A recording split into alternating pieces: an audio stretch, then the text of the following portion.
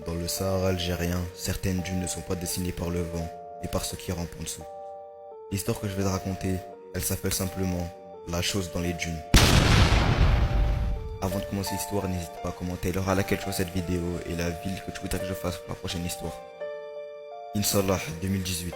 Ilyes, 27 ans, guide touristique, part seul en 4x4 pour rejoindre un groupe de voyageurs bloqués au milieu du désert. Le soleil tombe, le ciel prend une couleur orange brûlé. Il roule pendant plus d'1 heure mais aucune trace des touristes. Et à un moment il coupe le moteur pour écouter. Rien, pas un souffle de vent.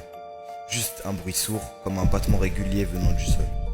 Il sort, il pose sa main sur le sable et il sent des vibrations. Comme si quelque chose bougeait en profondeur. D'un coup à une trentaine de mètres, le sable il se soulève légèrement, comme une vague. Ilyes y recule, persuadé que c'est une illusion. Mais la vague elle se rapproche.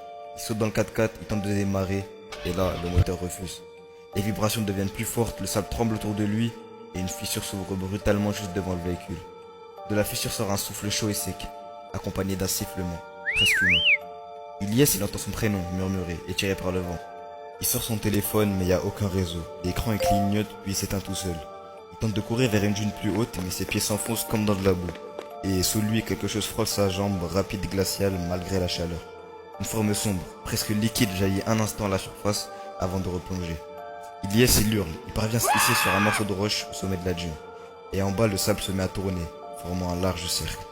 Et dans ce cercle il voit des silhouettes, comme des voyageurs mais sans visage. Elles lèvent toute la tête vers lui, tendent les bras et disparaissent d'un coup dans le sable. Le silence revient, le moteur du 4x4 redémarre tout seul.